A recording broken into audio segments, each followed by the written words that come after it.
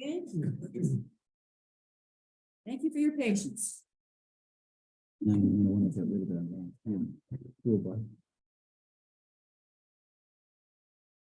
All right.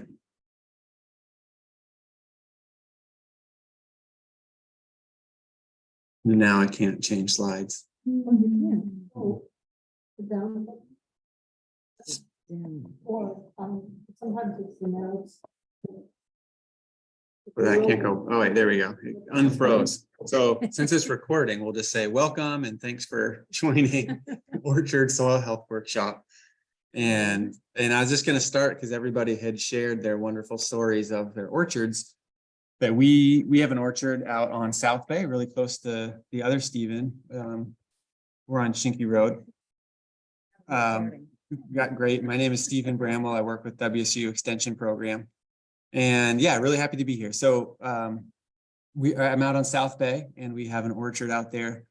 We moved out there in 2012, right when my daughter was born, 7 days after she was born. We moved into an Airstream trailer, built a house. But at any rate, the orchard went in 2 years later in 2014. And there's a hedgerow in the back. So that's kind of a southern facing shot. What's really neat in terms of tie-in with the South Sound Fruit Society, I just so wish I could pull up one of the past president's name, but we used to have him over to teach grafting workshops when I taught at Evergreen State College.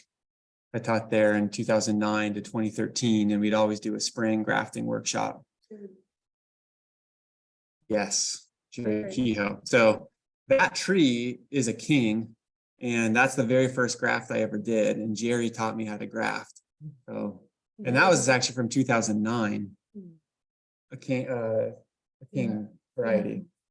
But apple? Yeah. Okay. Yeah. His full name is King. Yeah, and there's another second name to a king too. I just came across the other day. It's like a king something or a something king. I was always just advised when we grafted. What's that? It was something different. Yeah, but at any rate, yeah, M26, and then we went on to do some different rootstock.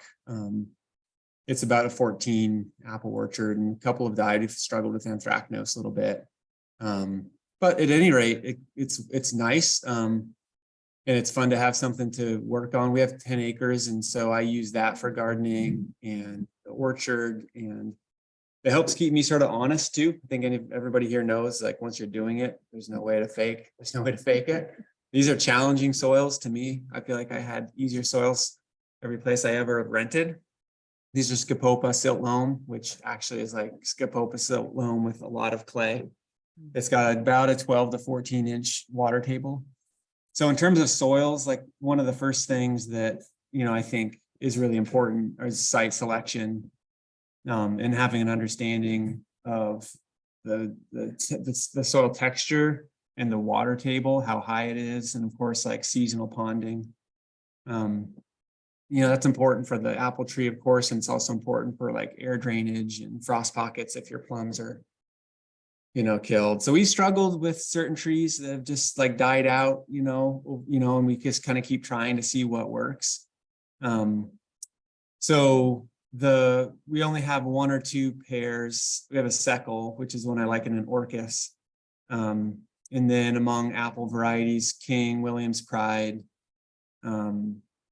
and a variety of others, including a Rubinet, which was a graft from the Evergreen Orchard, a Chehalis, which I really like. So anyway, I really like hearing about all of your different variety, sort of, like, things that you like. So it's nice to have a place to try to put things into practice. Anything else about that? Let's just move on so we don't take up too much time. I probably have more material, so if I skip slides, it'll just because I don't want to put you to sleep. And so I'll try to, if I see that happening, I'll just be like, okay, let's do something else. I don't work a lot with commercial fruit tree producers, right? We don't have a large fruit tree industry in the area, but I do a lot with vegetable producers, and I do a lot with, obviously we have Wenatchee, but I mean, I'm not in Wenatchee, and maybe you can prove me wrong and say there's big industry that I'm not aware of, but we don't have, like, a really prevalent tree fruit industry in terms of, like, large production. That's not to minimize what we have, because it's super important. So don't take it that way. But it's just a matter of I've looked for ways to do more with tree fruits. I'm always happy to come back to the Tree Fruit Society and teach and learn and promote tree fruit production. So some of the reason I brought that up is some of this information is from the Wenatchee Tree Fruit Station, and then some of it's from my soils background, because that's actually my academic training. And then also just with a lot of practical application and working with vegetable growers and livestock producers. I do a lot of soils work in the county. So this is a list that Tiana DuPont put together. She's a tree fruit specialist in Wenatchee. And if we're talking soil health, the last time I gave a talk here was actually a soil fertility talk, and we just focused on like soil fertility. And this time Deb was interested that we talk a little more broadly to soil health. So, soil chemistry is only one piece of the puzzle, right? The nutrients in the soil. There's the physical characteristics in soil biology as well. And then just thinking about from the perspective of soil health, I thought we might kind of generate this list a little bit together, but I don't want to start too slow. So we'll just put a few things up as ideas and look at those together. So if we try to define soil health, it's really varied, right? Tilth, which is kind of a textural feel thing. Good depth, and he's kind of chatting a little bit about that in terms of site selection. Sufficient nutrients, which is just one piece of the puzzle. Trying to limit pathogen populations, right, and insect pests through our management. Good drainage, beneficial organisms, low weed pressure, no chemicals or toxins that could harm the crop. Any other soil health characteristics that you can think of here? Anybody online or in person? Ability to hold water. Ability to, yeah, great. So not on there. Soak water in, infiltration, and then hold it. Yeah. Yeah. What about below? Over your part, it's nothing but rock. Yeah. Uh-huh. And I've been trying to build that up for all these years. Just finally, I can think of scheduling that song. And just within 1/3 of the while, it's just nothing but rock pit that I know of. It's three this gravel pit. But I'm trying to get my clay is not the best thing. I'm trying to make my dirt slimy. Yeah. You and me together. Air line, and they say, line, what leaches out from our rain, you gotta get everything. What should we put into like? Well, organic matter. I mean, that's the number one. And yeah, the recommendation is always like cover crops and composts and, like making sure you have mulch on the surface and, biological activity to carry those organic materials down into the soil. I just think it takes a really long time to get enough organic matter built up in a clay. I mean, I've been working at it now for 10 years on our site, and I just still feel like it's an unforgiving soil to work in. And I religiously compost and cover crop, and some soils don't like to be tilled. And I'm just like sort of convinced like ours is one of those soils. I mean, a lot of soils don't like to be tilled too much, but some obviously tolerate it because the textures are just forgiving and you can't really damage that structure the way that you can with a clay soil.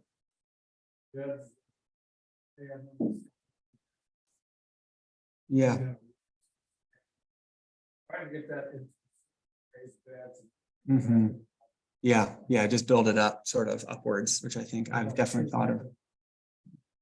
Yeah.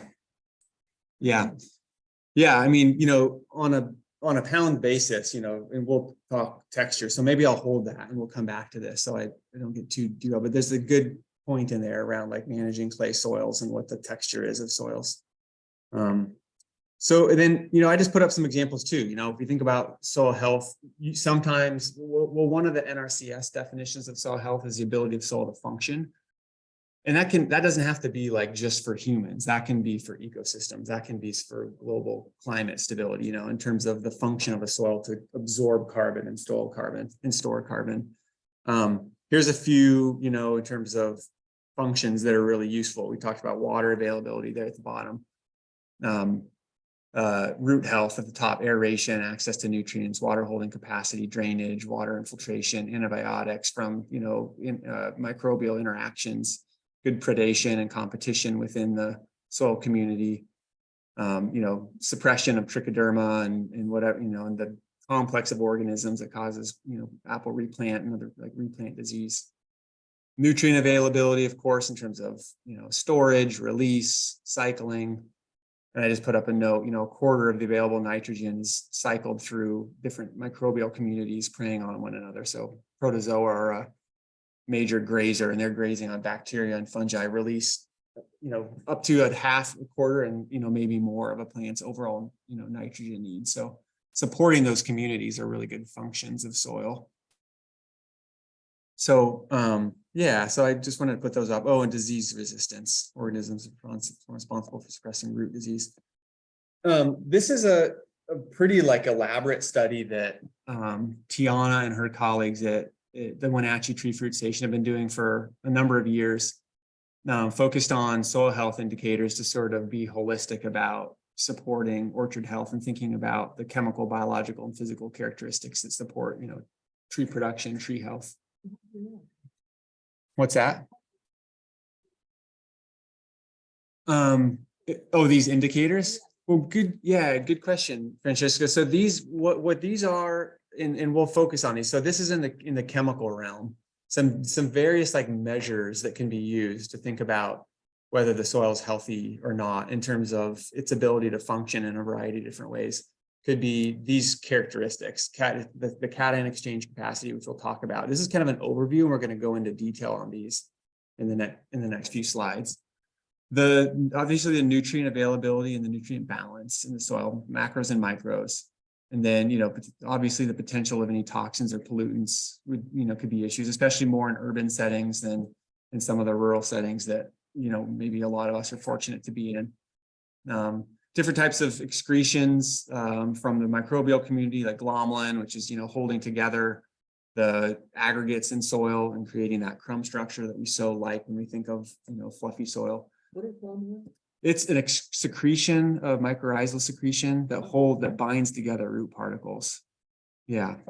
And so, that can be measured. That can be an indicator of soil health. So that's on the chemical side of things. On the physical side of things, we look, and this is oftentimes more difficult in annual cropping systems to achieve than orchards, because orchards are perennial systems. We don't have the disturbance, we don't have the tillage.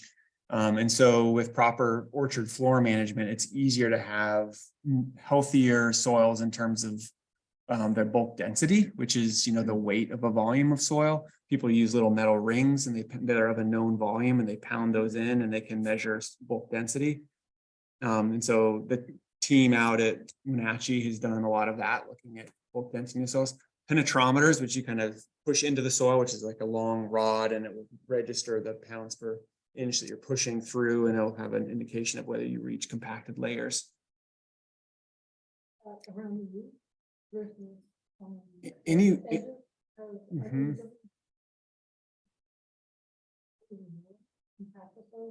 It might be sort of depending on if you're there at the wrong time, and so if you were there, early in the year or mowing with a tractor with a brush hog through, orchard, and it was still really wet, that would absolutely compact. I wonder if possible, when someone asks a question, if maybe you could restate it just for the folks. Question about whether bulk density and penetration would be just around the roots or anywhere in the orchard. It could just be a matter of where you might be concerned about having a lot of traffic. That'd be the most likely places where you'd get bulk density issues or compacted layers. So jumping back to chemical for a moment, Barry was asking about pH. I'm wondering, I don't see it on your list. Is it? It should be on there. It was in haste and it belongs there. Good eye. Yeah, good eye. You could, because that's a good point. Blueberries like that. Yeah. Blueberries like acid, and in orchards, we'll talk about kind of like the target range for most home fruits, I should say. And we'll get to that spot soon. But don't hesitate to ask though. Water infiltration rate. People use rings to study how readily water, will flow into the soil. And if you have a compacted soil that's surface sealed, it'll be slow. Perennial systems tend to have good water infiltration if they have good soil coverage in the way of mulches or a living soil cover or living cover, in the alleys or within the rows themselves. And I don't know, I'm guessing most of us probably, and I just heard Steven's story about putting on lots of wood chips onto the orchard that he's installing. So that's the kind of, that's what we want, in our orchards is to have a lot of, organic matter on the top and wood chips and supporting that.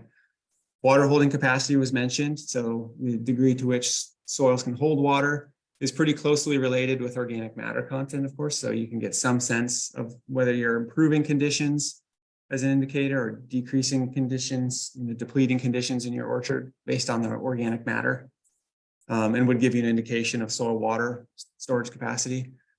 That's obviously increasingly important from the point of view of climate change. And the degree that we're shading soils also will keep the temperatures moderated and will have a really big influence on soil water storage capacity. And there's some pretty cool data looking just at that in the Wenatchee situation, which is of course a lot drier and more arid than here, and also much more coarse textured soils.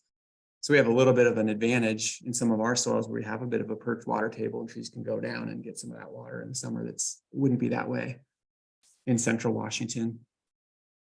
And then biological, this is kind of in the way for us. I'll just move it down for now. The organic matter content, which you mentioned, there's various measures for active carbon in the soil that there's tests that we can run and get a sense of how that looks. And of course, as you're adding organic materials and compost to your soils,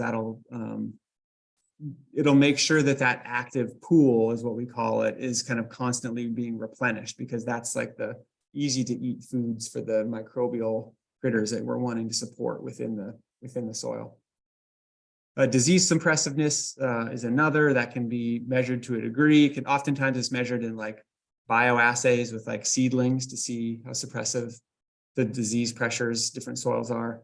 The release of nitrogen, which we call mineralization, which is a function of biological activity chewing up, one another's and releasing nitrogen along the way. Decomposition rates, microbial biomass, oftentimes measured with respiration, microbial biomass, earthworm counts, genetic diversity. Now, what's interesting about this is you could probably all look at these, and even if we don't fully understand the terminology, be like, I bet those things make for good, if you have good measures in all those areas, like that's a pretty holistically managed orchard soil. Like now, when you look at those, as Tiana and her team did, it's possible it can be difficult to know what to correlate these things to. Of course, in the apple industry, you'd want to correlate them to yield, but yield's not always the final measure of things, right? So, and they don't always correlate to yield. It could be, vigor that sustains tree health over multiple seasons. So, it's difficult to use soil health indicators. While they're important and we can recognize their importance in common sense, it's hard to relate those back scientifically to specific measurable benefits that you might be interested in. Yeah.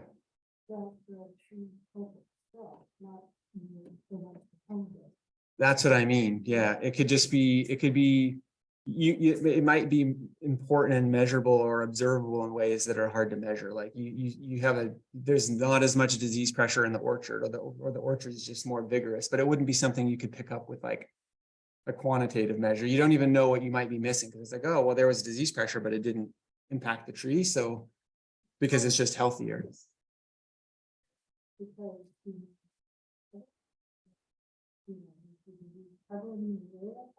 Yeah. Mm-hmm. Yeah. Yeah. I find it truly humbling. We were just looking at our strawberries, and for whatever reason, our everbearing strawberries are not setting blooms at the rate that we would think for a first flush and then a steady bloom set. It's early still in the year, and maybe it got a little bit hot. We got a fruit set, but then there's a delay, which I feel like at any rate, if you go out and you're like, hey, look, there's these dried up blooms that haven't really successfully set. Like, what's going on? Is it the soil? Is it the weather? Is it pollinating? It is humbling. So, it's like 8 out of 10 things do well, and 2 out of 10 always don't. I don't know. Diversify. Yeah, diversify. When that's how I got into farming, was running a small vegetable CSA, and it was like guaranteed you're gonna have certain crop failures every year. So you just like, you've got 20 or 25 things, and it all, something works out. So I'll try to sneak in some like basic soils principles as we go. So here I've got what constitutes the volume of a soil by volume in that pie chart. It's a little bit squeezed for us. But you can think of soil as consisting of like 50% mineral and then 50-50 sort of split, but not quite, between air and water. Air being the kind of yellow, and then water being sort of the green. But this is dynamic, of course, because if you have compaction, it changes the whole balance, and the air component decreases, and all the pores are compressed. And that's what happens when we get high bulk density and high penetrometer readings. And then in the blue is all the mineral components. So when people talk texture, that's sand, silt, and clay. So we have silty loam, silt clay loam, sand, whatever. That's all just focused on that mineral part. And then of course there's the red slice, which is kind of the small one at the top. And that's what we jokingly call the living and the dead and the very dead. That's the organic matter. And you always want to have some of everything, right? You want to have the barely dead, that's like the litter, the compost, the additions that are feeding the soil food web, and then the stable humus and, organic matter content that's going to hold water and provide structure and be durable and not break down over time. And that's, I give a talk, I think we had at least one master gardener in here. And I always do the soils talks for like a few counties on master gardeners. And it's kind of comes back to really some basic fundamentals of like feeding the soil, right? Like you can do all the fancy science in the world and talk about principles, which I think helps from a vocabulary perspective to know what we're talking about. And then when it comes to the practical application, I always feel like it comes back to, use compost, keep the soil covered, use cover crops, reduce disturbance, put on leaves, prunings, wood chips, reduce compaction, and then use wise orchard floor management. I mean, really common sense stuff. And you'll see, I'll show you, I did the leaf tissue test on our orchard. It's a little early. They're usually done in July. But to just see, hey, what's the nutrient status of this orchard that's managed pretty much this way, not a lot of inputs. This is the picture that I just showed. It's a home orchard. It's not a commercial orchard. So I'm not going for top production. So some people maybe need to be a little more careful about that nutrient, balance within soils and with tissues. But by and large, there's no glaring deficiencies, and it's a very kind of practical, common sense approach of like, I'm putting on compost, I'm making sure I try to avoid competition around the tree with a lot of like really thick grasses and sods. And I've probably limed a few times, over the years. And then, at any rate, so the principles are, I want to start with biology because at the end of the day, that's the most important piece. And all of our work on soil chemistry, fertility is really like providing the building blocks for soil biology to like be as effective at doing, their work as possible. I used to give the talk all about fertility and chemistry and then end with like, I'm out of time and we're, everybody's tired and, wants to go home, and I give like 10 minutes to biology. So flip that on its head. And so here's a good example of just like orchard floor management, and obviously a more intensive industry system than we have mostly around here. Although I'm really happy to hear of these little orchards that are popping up. And I know there's a couple out in the South Bay area, cider orchard over in East Bay, and there's probably others that I just don't even know about, operating on the 1 to 10 or 15, maybe 15 acres. I'm not sure. But this is using alfalfa and trefoil. We're kind of obscured from the connection between the biology, which is integrating legumes into our system, and then the provision of what otherwise might be a purchased input in the form of nitrogen. And I'm pretty thoroughly convinced that most of the orchard's fertility needs, besides maybe balancing some minerals to get that, to balance pH and also to make sure that our base saturations are in balance. Once that in place, like a lot of the inputs from the point of view of especially nitrogen, and can pretty much be self-provisioned through compost and cover crops and mowing and that type of thing. Yeah. Does it actually still nitrogen when it first grows? So, and does it over time add more? It'll definitely add more if you can integrate legumes into your grasses, for sure. And the question was about whether the legumes would have a net positive or a periodic or a temporary negative benefit in terms of nitrogen use and release to trees. So I don't know of any examples of even clovers using nitrogen too much young in life versus giving back. Now, if you put on like too much of the woodsy compost, that can take up nitrogen while it's decomposing, and then before it starts releasing it. But somebody, contradict me if you think I'm wrong. Yeah. No. It takes food. Let's talk about wood chips in a little bit. That's a good question. It's easy in just a few slides. We'll get to that. So this is orchard, some like living cover in the orchard, which is really a good strategy. This is some neat data that I pulled off of from that David Granitstein and Tiana put together, which is looking at temperatures under different types of orchard floor management. So you see this key with the blue being bare ground. I should say the teal being bare ground, the kind of the royal blue being wood chips, the hashed kind of crimson maroon landscape fabric, and then tillage with black. And there's really dramatic seasonal soil temperature fluctuations. These are at two different depths. So it's like 0 to 2.5 inches on the left, and then like 2.5, right around 4 inches on the right. And then you're right. So it's like 2.5 inches on the left and 4 inches on the right, 4 to 5. And so, of course, the hottest ones are the tillage and the bare ground. Of course, that's downstream. And I've done some soil temperature trials in pastures too. We're trying to encourage people to have more residue and more shading to ease out those peak summer soil temperatures, because grass is shut down at like 77 degrees in terms of the root activity. So, as we go into these hotter times, it's, heat spells, like having that soil cover, living cover is really beneficial to moderating the really wide swings in soil temperature that we'll get when we get these heat waves. So really illustrates, this is one of some of the more clear data. You might always pick up like soil health indicators in the way of like, what's the influence of better, lower bulk densities or less compaction on tree yield, but you certainly see really striking things when you look at soil temperatures and root and ground cover. So there's some things that are really obvious. That's why I say it kind of comes like common sense, and then the stuff that we don't know, trust that it takes care of itself, and we just keep watching. We talked about organic matter, using cover crops in the pathways and in rows, using wood chips, we're using compost again.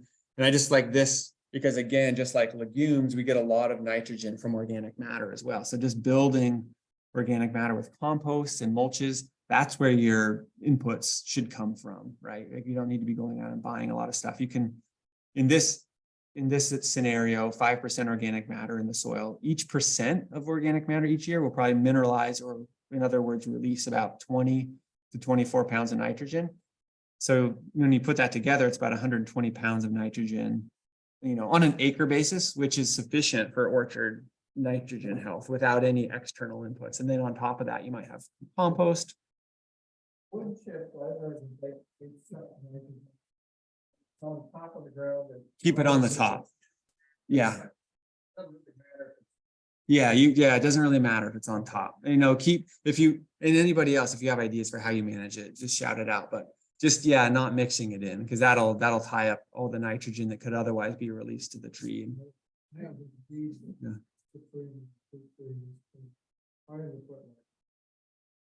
block at the moment. Try to keep it clean so everything keeps the weeds down. Yeah. So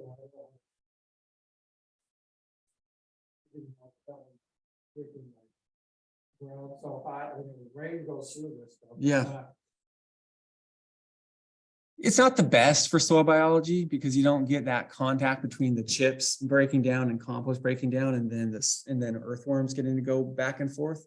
I mean, it does keep the competition down from the point of view of the tree health. And if you can pull it back and amend and then put it back, that could be a good way to do it. Gas exchange can sometimes be limited with those weed barriers.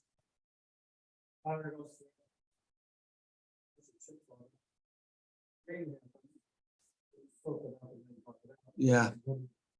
Soil itself good. I just did it because I didn't want to weed. Well, yeah, it's got a little bit of, it's not ideal, but it's not the end of the day. I mean, it does inhibit gas exchange and you want to get organic matter down to the soil where the biological activity can't access it. So just earthworm or wood chip mulch and fabric and then dirt wouldn't be ideal. You want to, Put a big drip line on it and leave that. yeah, put some, or yeah, and maybe feed it the drip line with compost so that feeder roots. Yeah. Yeah, yeah, good question.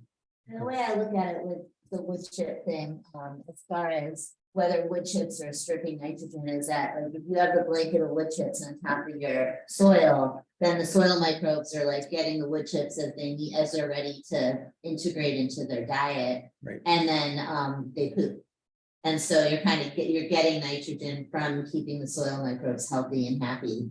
And then for things like protozoa, you get phosphorus too, right? Mhm. So, and then, you know, the other like root, soil health benefits from the soil microbes. So it's really, you know, about cultivating the microbes as much as it is about cultivating anything else. Yeah, And completely But agree. that is kind of an interesting point, because part of the thing about absorbing carbon into the soil and other things is the mycorrhizal that also associated with plant roots. Mhm. So if you have a lot of mulch on top, are you suppressing that function?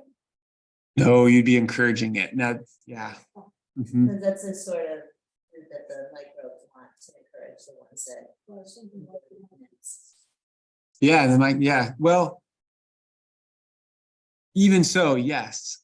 You know, I mean, there's, and I'm not a soil microbiologist, you know, or a fungal specialist, but so the line between mycorrhizae and other fungus in the soil ecosystem and like what's utilizing the lignin and which type of mulches, I'm not sure, but when you're speaking mycorrhizal, I would be surprised. I mean, I don't think it's the case that there'd be any suppression of wood chips, even if it's not accessing wood chips directly, but going into other resources and forming associations and drawing nutrients. But I bet the mycorrhizae are probably to a degree fairly, I mean, I don't want to say non-discriminating, but I suspect there's wood chips out there that mycorrhizae will extract nutrients from. And they're hyphae all through it, right? And that's kind of the, right. So we're gonna get to that because that's kind of a fun spot too. Here's getting. That's true. That's what I mean. Right. I'm not sure where that line is in terms of species, like what's going after what. Yeah. Steven, Yes. this is Amelia. I just wonder, because I'm only really hearing half of the conversation, I really don't know what you think about wood chips in terms of the orchard. Could you just kind of summarize that conversation? Yeah, so there was a discussion and a question just about the use of wood chips to feed the soil community in terms of having in like I forget the woman's name, but here mentioned, you know, the Mauritia will access nutrients and you know compounds within within wood chips when they want, and then as they you know either die or something else eats them, those nutrients are released.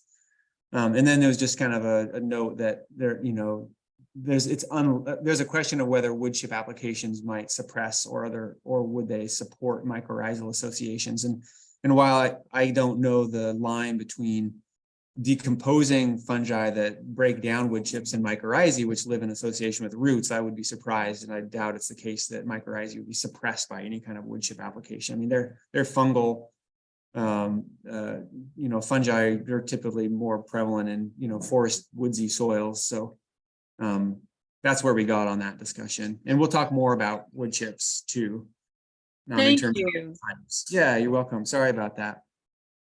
Here's a variety of different biota in orchards, in any soil for that matter, from kind of the raw materials, so to speak, on the bottom left, and the resolution on the image might not be that great, but you see basically the litter, right? Like leaves and organic residues that are distinguishable.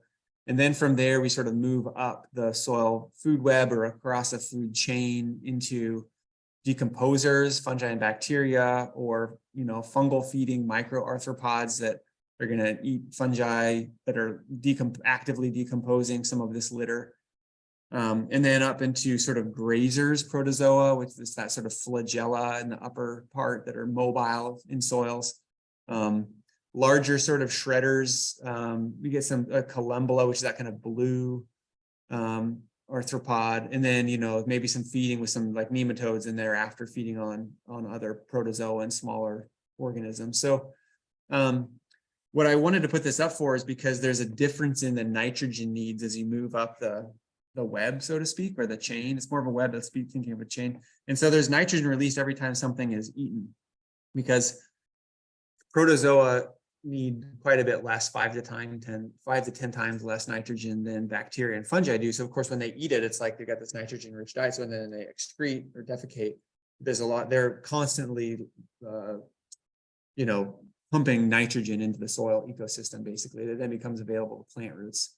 So there are some notes on the slides, but there's some estimates of the amount of, I kind of mentioned this at the beginning, of the amount of plant nitrogen that's derived from this protozoa, bacteria, protozoa, fungi sort of feeding dynamic.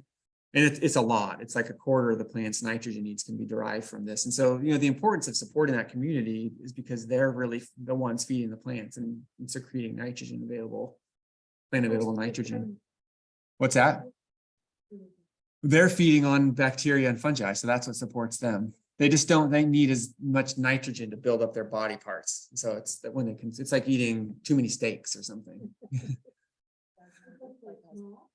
Just because the physiological needs are different than bacteria and fungi are. And so they excrete a lot of the excess. They take what they need and then, just like us, excrete whatever excess is. And then as you move up to bacterial or protozoa feeding nematodes, their need 50 to 100 times less, or 10 to 100 times in bacteria and 50 to 50 times in fungi. So, and there's a lot of papers that look about how much nitrogen is derived from this interaction. And that's why orchards, as a perennial system with relatively low disturbance, can provision a lot of nutrients from within, with additions of organic matter from us or growing things. So I find that super fascinating. That's neat. So just kind of pivoting, we'll get back to wood chips in a little bit. We're going to probably run out of time. So I'm going to be light on this part, but I'm going to give you enough that you don't have to read soil tests, because you can get support with that from conservation districts and other people who do soil test interpretations, the lab, but we'll cover some fundamentals here. So here's the macronutrients and micronutrients. Don't pay too much attention to the percentages. That's the amount in a dry matter basis that's present in the plant. And it just shows you why macronutrients are macronutrients, because they're needed as a larger relative amount of the plant's dry mass than the micronutrients, which are on the right. And carbon and oxygen and hydrogen on the top left, the plant gets those from water and air. So that then carbon obviously makes up a huge amount of the plant's, mass, but then all the nutrients are used to kind of build the plant's body parts. This I always find really helpful from the point of view of understanding how nutrients become available to plants. We talked about the nitrogen that was released from protozoa. Well, does anybody know how that lives in the soil? I mean, you've got sort of a clue here. How are they experienced by plants and soils? Like, how do they live in the soil? Nutrients, calcium and magnesium and nitrogen, and Tied up the. how do they take them out? They take them up out of water. So in chemistry, we learned that water is not just H2O, but that can be a solution. It's a solvent. It dissolves things. And this is your table salt example on the left there. So you put salt in water, it dissolves into sodium and chloride, and those are called ions. And that's what happens to all nutrients. They're dissolved into the soil solution, and then plants selectively or passively take up different plant nutrients. Or if they're working in collaboration with mycorrhizae and they're helping to solubilize phosphorus directly from a nutrient source, maybe, and then they get, so there are it's not all from just taking up soil water. They can get water nutrients from their associations, but a lot of it does come from water. And so here's a couple of different nitrogen and phosphorus sources and a potassium source. So we know of ammonium is called a compound. It's more than one element. That's got a positive charge, and plants take it up. And they took up potassium as a K. That's a plus. Nitrates, those leach because they have a negative, and then it's not as many positive binding sites in soil as there are negative. So we tend to leach nitrates and other negatively charged things. So like boron, which is in the form of borate, and sulfur, which is sulfate, and phosphorus, which is phosphate. So some of those nutrients are the ones we always come up with kind of lower on soil test. Not so much phosphorus, but nitrate and boron and sulfur, because it rains a lot here. So it rains them out of the soil. So the positive ones are called cations and the negative ones are called anions. And then this is how nutrients become available to plants. They can be from rocks and minerals, right? So the mycorrhizae goes out and like uses a sneaky acid and mineralize or solubilizes something out of rock. Or in organic matter, there's critters chewing away at it and like they release the nutrients and then protozoa eat them and then they go to the bathroom and then it becomes available to the plant. And then the one that's really important, well, we talked about the one on the bottom right, which is the dissolved nutrients. So you see all these things there in the form of ions because they're actually like salts dissolved in water, and the plant can take those up. So we call that the soil solution. And then there's the ones that are on the surfaces of clay and organic matter. And the word we use for that is adsorbed. There's more often negative sites on the surfaces of clay and organic matter. And you notice that a lot of the nutrients are positively charged. So there's that, but the ones that are negative, there are some positive sites, but there's not as many. And so, does anybody know what it's called when you measure the amount of binding sites on clay and organic matter? You get that measure on a soil test. Cation exchange capacity, yeah, because it's a cation, it's positively charged. It's the ability of the plant to exchange for, or the soil to really hold cations, and then for the plant to trade with them. The plant trades in hydrogen. The plant shoots off a hydrogen and it gets like a calcium, so 2 hydrogens and 1 calcium or something. So, and that number is usually like 5 on a soil test, or if it's really kind of low, and it's like 15 or 20 if it's higher, which would mean you have good clay or good organic matter. And if you have sand, you'll have like low CECs. And so it doesn't do as well. And that's not as important as much in like orchards as it is in like crop soils, because you're not disturbing the soil as much, and you can store more nutrients on the surface. Is it because you're not in, because it can, even if you have a sandy soil, you put on compost, it's not just going to disappear right away. Like, so it's a little different managing nutrients in a perennial system versus an annual system. But we're always very, intrigued and find it very like important, like how much an agricultural crop soil can hold in terms of CECs. Like, does it need more organic matter? Is it like low in clay? We have to put smaller amounts of nutrients more frequently, that kind of thing. So if you just take a zoom in look at this is what I was just talking about. Here's the positive and negative, and different types of soil textures from sands to organic soils have a range from say 3 at the bottom end to 100. And the units don't really matter. It's a measure of charge in a sort of what we call milli equivalent, so equivalence of hydrogen basically. So that's a good measure to know about soils. And then just moving on to soil fertility targets. If you get a soil test, a soil lab will give you results and they'll tell you where you're at. They'll maybe even say low, medium, high, but then you can find myriad resources that interpret those numbers for you. They usually come in parts per million. And so then you can say, hey, look, my soil test has these amounts of nutrients in parts per million, and a lab or WSU or the conservation district could help you like interpret it if you wanted help. Yeah. Well, the way that that's been defined in the past is there's 2 ways. One is on the basis of sufficiency, which is like, Mr. Extension researcher, whatever person goes out and they're like, look, what's the response of this plant as I add more and more and more of a nutrient? And it sort of goes slow at first, and it goes up really quick, and then it tapers off, and there's no more benefit. And that's called a yield response curve. And traditionally, that's how most sufficiency levels on extension bulletins have been worked out, is, they get all the other variables, quote, optimum or whatever, sufficient, and then change one and find out. And that's how they come up with the optimal column on the right. Like, what do you think is optimal? So across, there's pH. These aren't all nutrients. You have pH in here, but I guess that's the only one. But magnesium, calcium. Are there specific ones for specific? Yes, they do vary. They do vary a bit from crop to crop. Yeah, and I don't find that they vary all that much in the soil, and but like a pasture sort of mentor of mine is like, he really thinks that pastures they have to provide forage growth year round. If you're just growing watermelons, it's like one big push. So they've sort of worked out higher levels that he thinks are more optimal in pastures. People have some different opinions about that, but there are variations. And then the other theory is like the base saturation model of balance of nutrients. And I think they actually basically work together, but people get pretty heated, and like on the one camp, they're like William Albrecht, and he's like the base saturation guru. And then on the other camp, they're like, that's all hocus pocus. All you need to do is like, establish your optimum levels. But if you're like following your soil test and go to optimum levels, I think, and I don't have all the experience, obviously, that a lot of other people do, but I think they basically converge. I mean, and most of the times in all soil testing I've done and seen, as things go over 5 to 6 to 8 years, they end up pretty much coming into balance in the way that like is described in this base saturation model, which has percentages of calcium, magnesium, sodium, potassium, hydrogen are the main ones. And in soil tests, not all soil tests will give you the base saturation, but many do. And you can look on, see if they provide that as one of the reports. And I might have some of that here.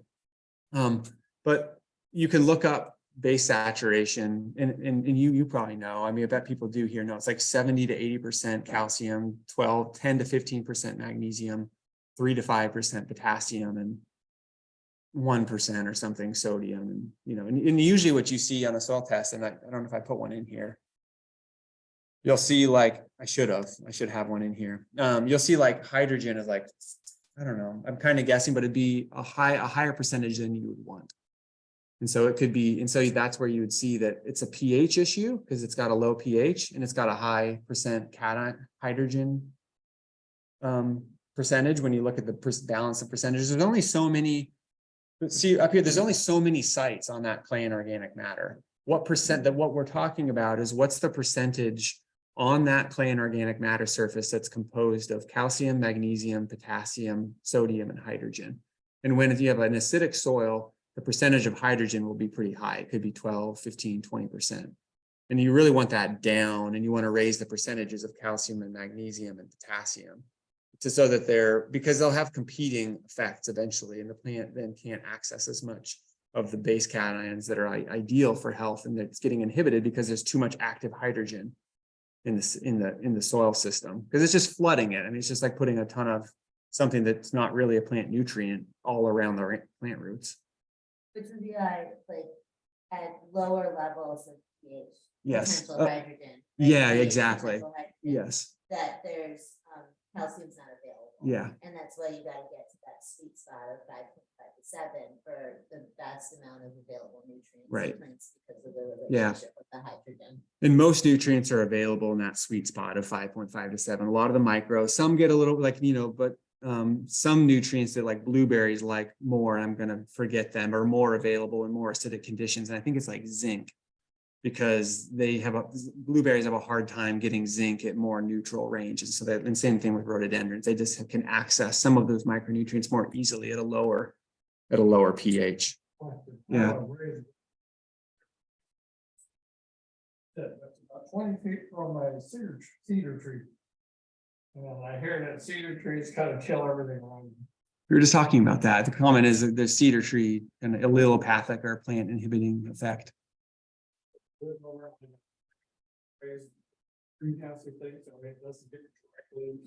What is it that's growing close to it? But it's growing close to what? A raised bed. I don't know. Yeah.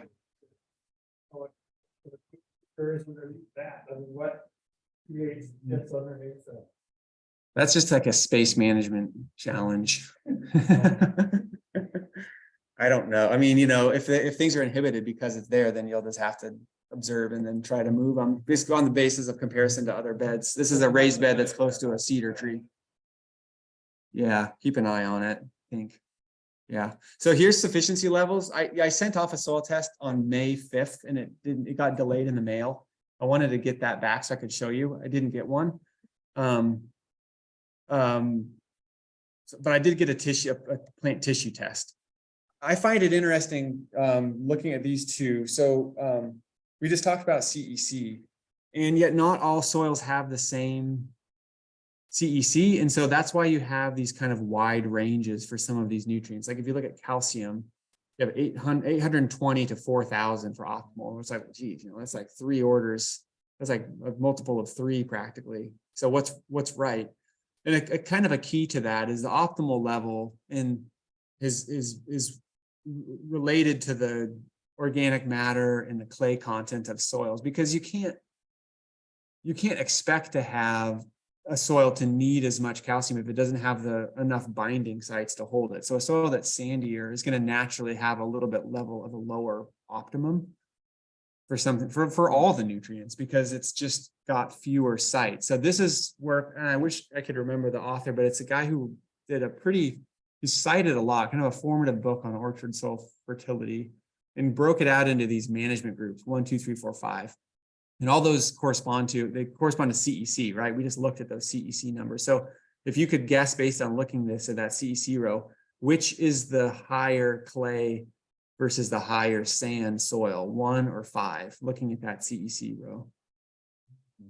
1 high clay, 5 higher sand, more coarse textured on the right. So on the basis of what your CEC is, which is going to be linked to your texture, how much sand, silt, and clay you have, you'll have different goals. So these are optimal levels that are a little more nuanced than the last table. So if you were trying to interpret, you might want to pay attention to what your CEC is on the soil test and be like, well, I got a CEC of 16. I don't really need 550 parts per million on the soil test. Really 350 is. So you wouldn't want to over fertilize. And this that's what this helps you do in a sandier soil condition. So, things vary, but optimal is relative to the soil is kind of the point there. I find leaf tissue testing to be kind of cool. You're supposed to do it in July. I did it in late May just because I wanted to have results here. Has anybody ever done leaf tissue tests? I've done it for vegetables. Just Okay. wondering that. Okay. Yeah, and people will do it for strawberries. I think you use like the petiole sometimes. That's the stem that attaches. Is this something you do yourself, or You send it off. Yeah, I sent a sample off to A&L laboratory in Portland. But there's the general recommendations: 50 to 100 leaves, 10 to 20 per tree. Use the same cultivar because they might accumulate nutrition at different rates based on the cultivar. And then put it in a paper bag because you don't want it to get like moldy. You don't know how long you want it to breathe while it's in transit. And then the location is supposed to be, so how you get the first years, the current years of growth. How do you identify that on an apple, on most perennial plants? Yeah, the bud scars. So you collect the leaves from the middle of the current season's growth, not the very tip, and not not way in on the tree, but on that current year's growth. And right there's a little orange hard to see arrow on that right here. And so that's where you collect it from. And then these are different leaf tissue standards. I think this is just kind of academic interest. I'm not sure if this is really applicable to here, but I was curious, so I did it because I was like, well, I don't do very much to fertilize our orchard. How does my orchard look? And so there's some apple standards there. They're on the basis of either percentage, and that's how the soil report comes, or the tissue report comes, or milligram per kilogram, which is parts per million. And so there's some standards there that have been worked out based on a July sample for apple, pear, cherry, peach, and apricots. And so here's the results that I just got the other day. And the only things that I was really low in were calcium and copper. So that was kind of interesting. Maybe a little boron, which I'm not surprised at all. Our garden's always low in orchard. Sulfur's not on here. Oh, it is. No, and we're fine on sulfur. So that's interesting too. Okay. So this is a good example of, and maybe these change. I could be misleading you in July, and all of a sudden my numbers will all be too low because the leaves will start senescing. So that's the standard. So don't I don't want to make the point too strongly that like my laissez-faire orchard management approach is like leads to complete health, because it might not. I'll do this again in July and I'll send you the results. And you can see. So I can get my work budget to pay for it. So I can. So anyway, it's interesting information. And so that's a tool that's available to you. This was a soil sample that I did collect when we established the orchard in 2014. And then I took the samples again in 2020. So this does kind of show change over time of this, very small, very, not intensively managed orchard, but I did, was mindful of composting and some lime from time to time. We even we lived in the trailer for 8 months. So we were composting the whole time. I don't know if I need to say more. We composted everything and then applied that to the fruit trees too. It was very well composted, but we composted everything, put it on the trees. So it's gotten a variety of different types of nutrient sources and then wood chips. And I don't think I put down any like out and out like fertilizers, even organic fertilizers. I've never like put on, I may have put on some feather meal or some like perfect blend 444 out of like Moses Lake, I think maybe sometime. So you do see changes over time here, which I think is nice. And I think a good portion of that's probably a lot of mowing and just like, which is kind of a steady mulching effect. And then some liming. So pH has gone up, phosphorus has gone up almost maybe too high. Potassium has gone up into a nice range. Calcium is still a little low. We saw from the tissue test, maybe some more liming. Magnesium has it's got a medium. Sulfur came up low on the soil test, but okay on the tissue test. So that can be an indication. Soil tests are not the final measure, right? Like tissues are more of the final measure than soils because it's actually what the plant has in it. And so soil tests are just best guesses, right? Soil labs use extractants to estimate what plants might be seeing. But that's not always the case. So you could have certain, and that's sometimes the case with like pH, pH is it went way up. Yeah, it went up a lot. And so there's been some liming going on. And then zinc has gone up into a decent range. Iron's gone way up because we have really high iron water. And so I'm pretty confident that's from our irrigation water. And then copper has gone up a bit. Did you have a question, Deb? Okay. Yeah. No, it comes on the soil test, but I didn't include it here. It would come out low because they just measure nitrate, which is again one of those things like plant available nutrient versus soil. It's like what's in the plant and is the nitrogen optimum versus what's in the soil. So the soils should have a pretty tight nutrient cycle, so you shouldn't have a lot of nitrate or ammonium just floating around out there. So that could come up really low and will on most of your soil tests, and it's not going to be a good measure of nitrogen health of your tree. I think tissue is better. Yeah. And just looking at it, is it yellow? Is it green? Is it productive? You can look at like the amount of new shoot growth every year. That's one indication too of nitrogen health. Is that how many inches per year of current season growth are you expecting to see? 8 to 10 to 12 inches. Can't remember the number, but there's kind of a number to that. Yeah, it's okay. Me too.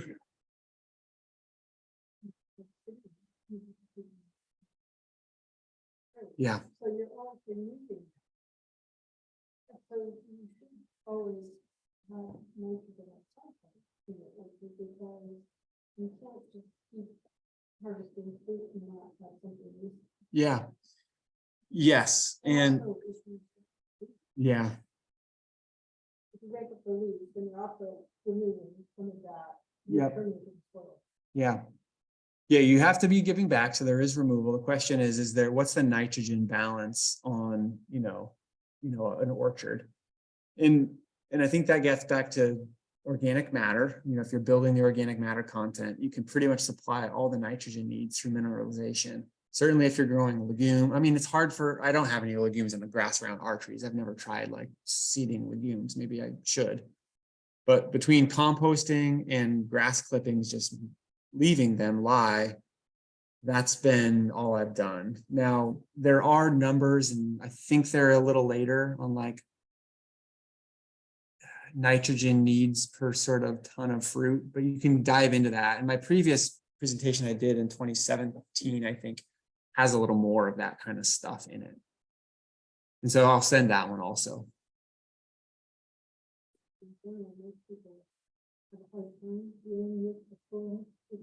Uh-huh.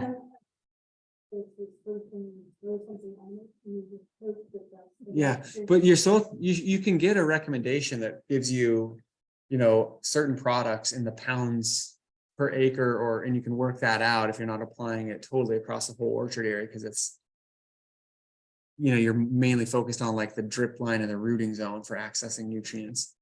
But those recommendations, you can get them, and so they could come back and say X amount of lime, maybe a ton per acre or something, X amount. If you want to address some of the micronutrients, consider these products, and you can get that. You don't have to interpret it yourself.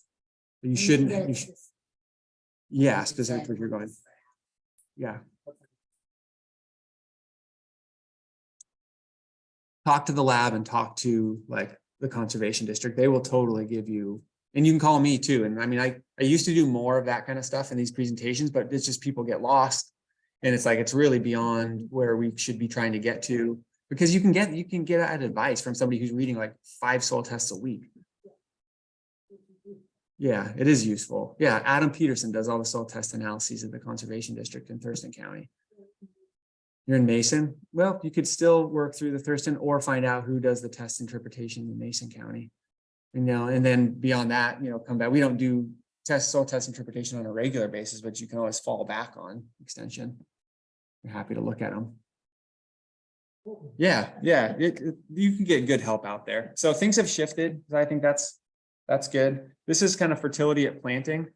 Like some general recommendations in terms of liming and using cover crops in advance in the run up if you have the luxury of doing it, getting a soil test, and then utilizing, like we just talked about, a district or WSU. There's a publication you can, I think, find online called Know Your Soil by a organic farming consultant out of California who's since passed away. His name was Bob Contisano. It gives you the kind of information, Francesca, that you're talking about. It's like, you see this, do this. And it's like, it's like really specific. And so I can send that PDF of that too. It does have some perennial, it's a little more oriented towards crops, but. In this one, it's a publication that says if you get this on a soil test, like X parts per million, then apply X pounds of this per 100 square feet. And it'll be like gypsum or like wood ash or like really, he's an organic farm consultant, so it's all organic nutrient sources. I think his last name has. Right. Yeah, I can't see something. Yeah, Amigo Bob. Yeah. So how would it be spelled? CA. Is that right? Yeah, I was confused then when you described him. I looked it up and so it's easy to find online. Yeah. Yeah, that's Amigo. Yeah. Bob. And I emailed a couple times with him. It was fun.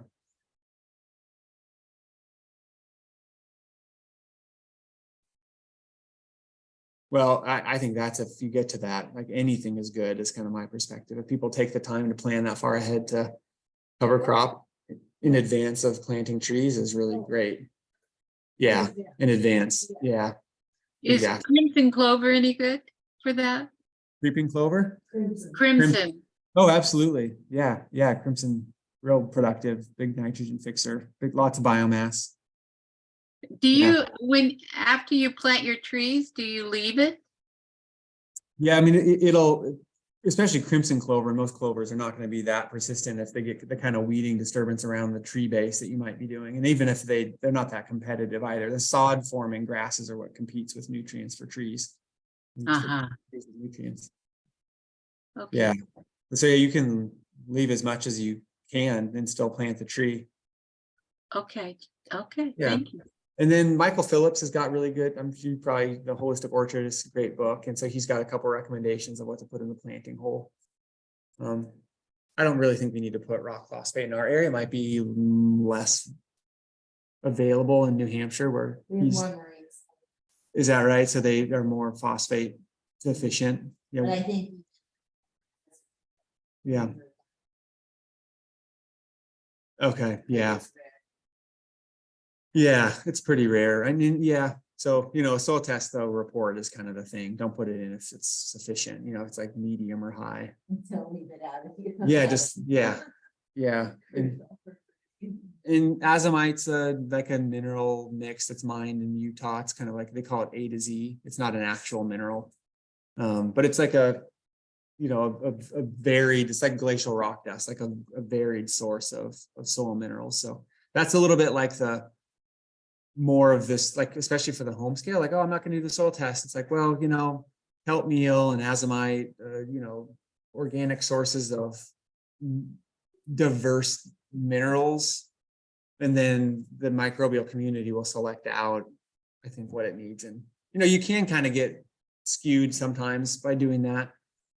I'm trying to see if I have, because I actually use a fair amount of kelp meal in like the garden. This isn't not a garden soil test, but you could get some sort of higher micronutrient levels over time, maybe by just relying on the broad spectrum kind of multivitamin, multi-mineral approach.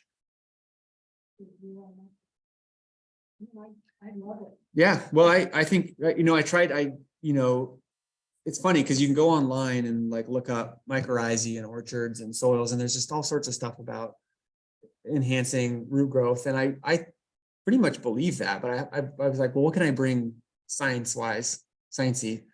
And so I found a couple articles today, so I'll pull them up. Let's jump to them since you're asking, because we're not going to probably be able to do all this. Here's one of them. This one is a effects of arbuscular vesicular arbuscular mycorrhizae on apple seedlings. And a lot of the research seems to be on specific issues as opposed to just like general plant health. So this is focused on apple replant disease. Can mycorrhizal associations affect, have a beneficial effect on that? And they do. It's pretty dramatic. They increase growth parameters, height, stem, internodal length, leaf area, shoot, root, fresh, and dry weight, and the percent of root colonized. So big effect of helping the tree, especially in a replant situation, which of course you probably know, like apple trees can't always be replanted, and the apple trees do get replant disease. And that's obviously, it's an bigger industry thing because people want to replant orchards. So that was just one little piece. It's not like really that revolutionary, but I wanted to find something. And the other one I found was this one. And let's see, this one this was all, mycorrhizae effect. And then this one was mycorrhizae plus some nitrogen fixers. So they actually looked at vesicular arbuscular mycorrhizae, but it's a mycorrhizae, and azobacter is phosphorus accessing soil, microbial populations. Then they looked at nitrogen fixing soil microbial populations, azobacter and azospirillum. And they looked at different combinations of those with different like fertility regimes, and found that over the controls, which didn't have the microbes, they were getting, they have about 12 different things they measured. And I just picked out this one sentence, but it's an open access journal. So if you want to go look at what they measured, the link's at the bottom. But anyway, the VAM and the azobacter were the most, in the particular fertility regime they used, was the most effective at overall quality and quantity of and health of the trees.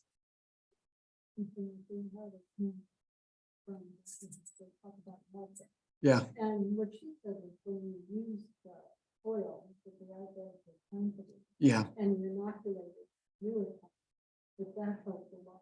Yeah. And I'm wondering if that's true. Is there a replant issue with raspberries? Like, because they use in terms of that? Okay. Maybe something that's built up. Yeah, it's those are good ways of measuring when you can't tell the overall sort of qualitative or long-term health effects, trying to find some indicator like maybe a viral issue that's in the soil that can be overcome through inoculation, then it's making a difference.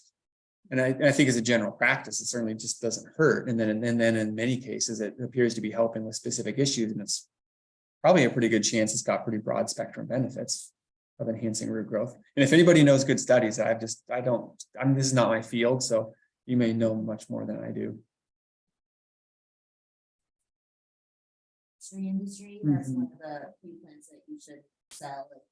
propagations of your raspberries. Right. Um, It just so they accumulates. invasive. Viral population. Okay, maybe a little like strawberries, like too many runners, too many generations. Maybe, but I've heard it for raspberries, not so much for strawberries. Okay. although I don't provide strawberries. Yeah. I provide raspberries. First one, and then a third and fourth just throw away. Uh-huh. Mhm. So if you wanna. They accumulate viruses too over generations, I I've think. got new strawberries that I picked any strawberries and let them go 1 year and not have any strawberries at all on them. But let's, Out there. Somebody said they didn't do it. That's someone's strawberry. we should talk mulch. That's been coming up. I said, I promised to get back to that. We got through this. You probably need to wrap up pretty soon, so I don't want to keep you too long. This is a lime, how to interpret and apply lime. I'm gonna, does anybody have an interest in how to interpret lime score on a soil test? Kind of shrugs. All right, good. You know, you can just edify yourself, you know, with that slide. Yeah. Yeah. It's a bioinoculant, can you buy that? It's not a bioinoculant, it's just a mineral. It's a mined mineral. Yeah, but you can buy it. I'm sure it's in stores around here. I'm sorry, Yeah. Azobacter. yes, thank you. Yeah, you'd have to look that up. I've not sort of tried it, but yes, there's a variety of inoculants. I mean, there's a vibrant inoculant industry. And I mean, Michael Phillips does a good job of identifying those that do regular testing to get sort of live culture counts to sort of, you know, you're not getting snake oil. And so I don't know that he's got anything on Azobacter, but you could always go to some of the companies that he recommends and get in touch with them and maybe ask, hey, I'm kind of curious about some of these other nitrogen fixing inoculants, or you maybe have some other resources you can try. I don't know of anything I can tell you right now for companies, but I do like that he's done a little research on companies that do regular testing for population counts for product. I would think the same would be really important for any of these. And likely some of those companies must carry some of that. So I think it's pretty interesting. Has anybody done any like pot trials where you've grown several things side by side and inoculated or not inoculated? I've seen some photos on the internet of people doing that, and I've never tried it myself, but I thought that was a good idea.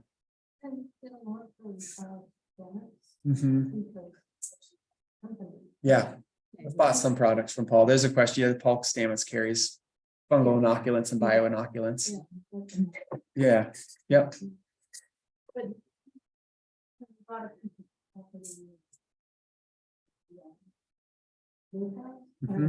And the reforesting, it shows the picture side by side. Yep. First the ones that have the rest of them here. Yeah, yeah, right. Because you know, he's got take it into your own hands. I think do something that grows quickly and see. You know, I don't know, maybe a seedling for a couple of years, or tomatoes, or I mean something that's going to associate that needs. You have to also like choose your model crop wisely, like something that does, you know, it forms a mycorrhizal association. So you wouldn't want to inoculate some things. Like I think tomatoes don't form mycorrhizal. Do they? There's something that I tried to experiment. I found out later they don't form an association. Research. What's that? Berries don't form.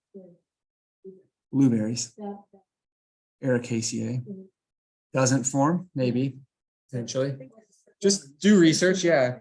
Be aware of that not all plants do. But they may benefit from mycorrhizal presence in other ways, if not forming a direct association. Yeah. Yeah. It's really interesting. And I should, you know, maybe over time I'll have a little better handout of recent research and demonstration plots or demonstration trials that are pointing to good products to use. I think a lot of people are interested in that. So wood chips, there is a kind of they're not all created equal according to Michael Phillips, and I think he makes a compelling case. Smaller diameter has a lower C to N ratio.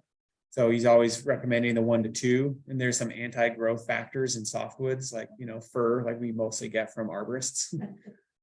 So he, you know, these, you know, ramial is, I think, a certain size of 1 to 2 inch diameter, that like sort of limb wood.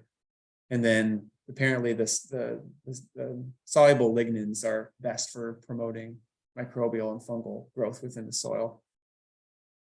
Any of the varieties of It's a really good question. I mean, I'm kind of not making the case necessarily that I've not done the research on, and I didn't see a division when I looked at soil orchard floor management studies of wood chips and when actually looking at softwoods versus hardwoods. I thought I might see some more in what, because they've done so much in orchard floor management. So I don't know if the science isn't settled or if it is, but it just hasn't, and I don't know it. But these are the recommendations out of this author's work, and that's Michael Phillips. and that's Michael Phillips, and he has this. He is suggesting that the fungal communities are different that are breaking down softwoods versus hardwoods, and some of the breakdown compounds are more anti-growth factors, lignins and terpenes and things that come out of decomposing softwoods that can have they might just slow down the microbial community because they don't decompose. I'm sure it would help because that's what, yeah, right. I would guess almost certainly, just because everything's getting broken down in the compost pile. So it could be, yeah, it's mellowing it and letting it sit for longer. Yeah. Yeah, I don't think it's a kind of a question of don't use wood chips. It's like maybe if you had a choice, you might use softwoods if you had a lot of alder wood chips, or maple. Yeah, and so that'll release nutrients that have a lower C to N ratio. So I find it interesting. I think, the basic principle is probably the most important one, which is just, get organic materials out there and be promoting the microbial community. Mix it up with compost from other sources. Yeah. I didn't see the division. I think this soil temperature, or rather, this is a water holding capacity bit of data. Again, from the Wenatchee tree fruit station, and showing the difference between orchard floors with and without mulch and the amount of water depletion between irrigations, which is pretty, stark difference. And that stands to reason too. You don't have the temperature fluctuations, and so you don't have as much evapotranspiration and water loss. So keep it up, right? We gotta have I'm not going to go into soil structures here. I'll see if there's anything else that looks good. Are people familiar with it just on a basic soil science point of view, the difference between structure and texture? Because that's just a good vocabulary and principle difference that sometimes gets mixed up. Please go ahead. Texture is what? The combination, the amounts in the soil of sand, salt, and clay. Yeah. And so that's the mineral side. That's why I put that pie chart up again there. That's the blue part. Just like that is mineral. It's not air, not water, not organic materials. And it's not the way that it's organized, which the way that's organized is structure. So that's when you get like compaction, flaky, columnar, good crumb structure. You can change structure easily because you can drive over a soil that's really wet and compact the heck out of it. And you can also improve it pretty quickly, less quickly than you can damage it by, aerating it, growing deep roots that will improve soil structure. So it's useful because those terms sometimes get mixed up. And when you're thinking about managing for nutrient and water retention, that's influenced by both. But, certainly the soil texture has a big influence, right? Like clay soils hold more water and they hold more nutrients because they have more what? Cation exchange capacity, because there's more surface area. And so that's what organic matter helps with retention, because it's kind of like increasing your clay content. I mean, at least it's increasing your surface area. It's not like increasing the clay really.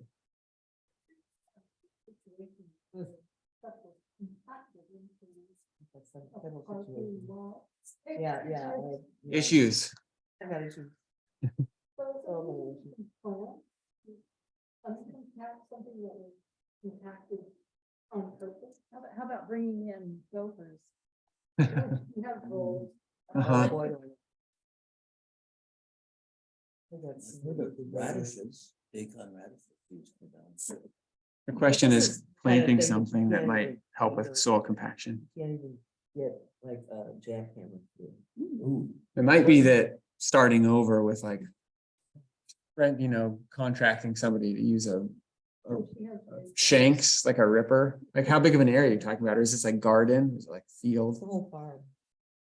Uh-huh. That's what I Hard to said. know without seeing it. I mean, what's growing there now? Everything's in raised beds, Okay. yeah, but my issue with that is, it's a long sad. Take a lot of water. I want to say, Well, it's, the farm was constructed by some people that own a peat bog. They harvest the peat moss.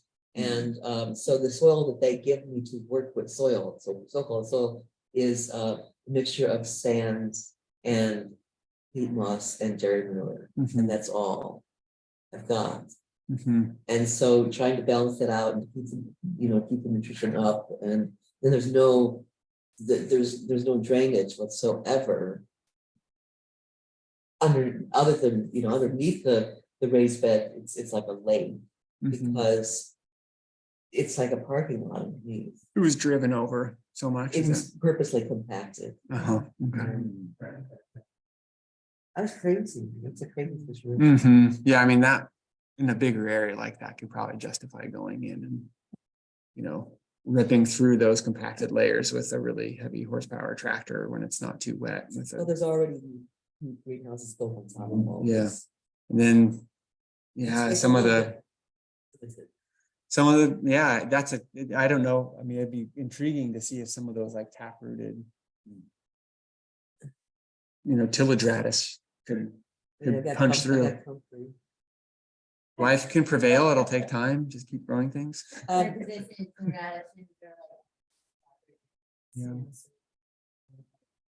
Plus, I mean, like, what do you see coming, if there's anything coming up, like docks coming up, that would be an indicator that taproot plants might be a good choice.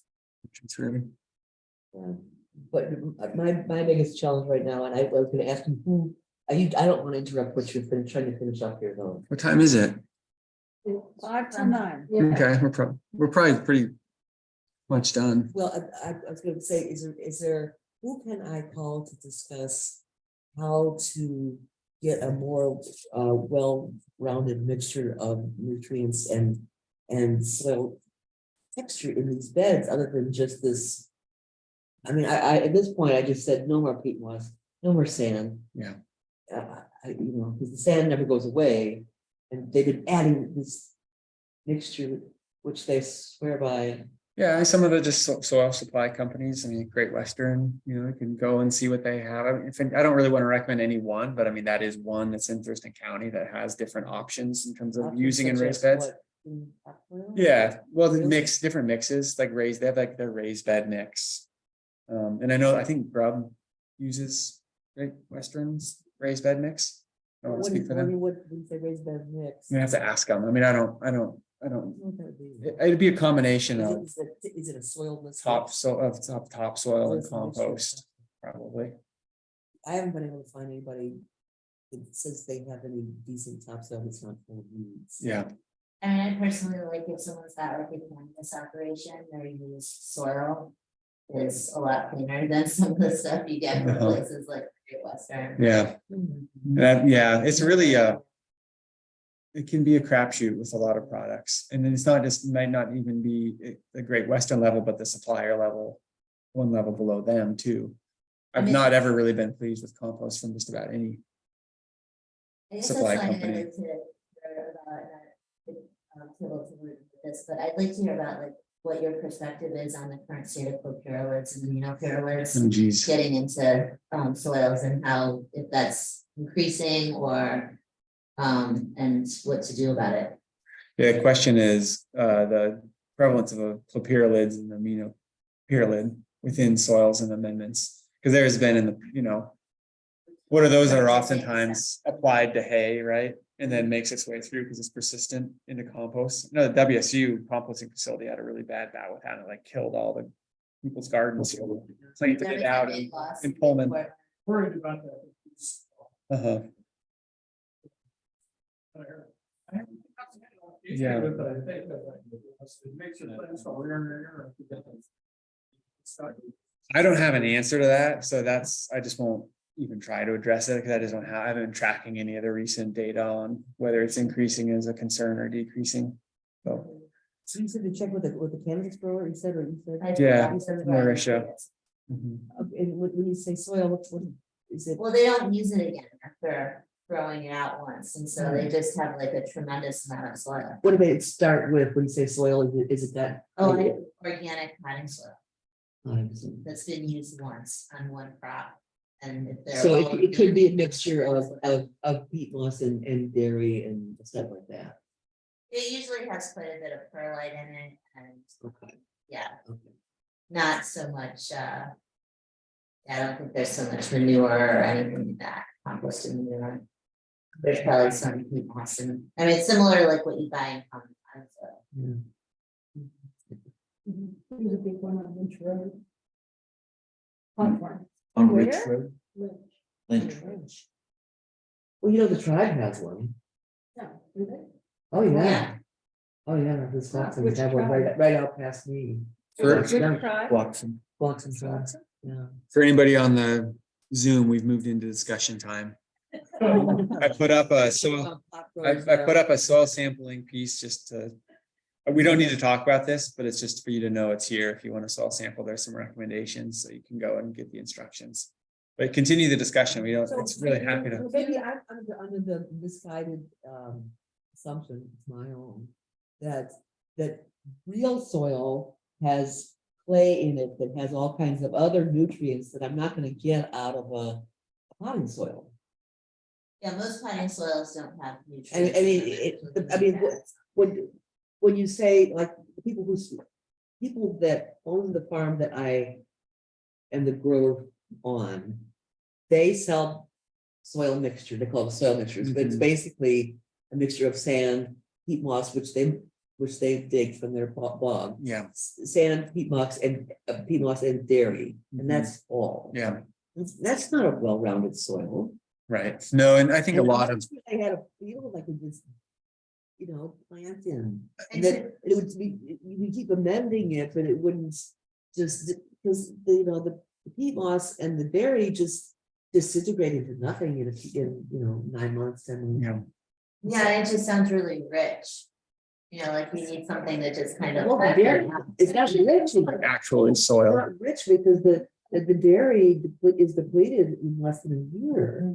So it's like, well, what do you got? It's maybe a raised bed production for like a season, and that's kind of how it's sort of designed, and then it needs to, I mean, I think it's a good starting spot. I mean, and then it's a matter of for that first year, and then keep adding compost Yeah. and growing cover crops, and then hopefully Yeah. bringing up, even though it's compacted below, bringing up nutrients from even within the compacted layer that you've had. And Deb's got a question or a comment. That comment here. Yeah. Yeah. I'm looking at the clock Yeah. and, gosh, we could spend another several hours. Yeah, I'd like to thank, Stephen very much Sure. for this presentation. Yeah, thanks. Thank you, and we will be getting, maybe a PDF of your slideshow and notes, maybe to be able to share. Yeah, I'm gonna stop share here, and yeah, I can send out slides and stop the recording. So it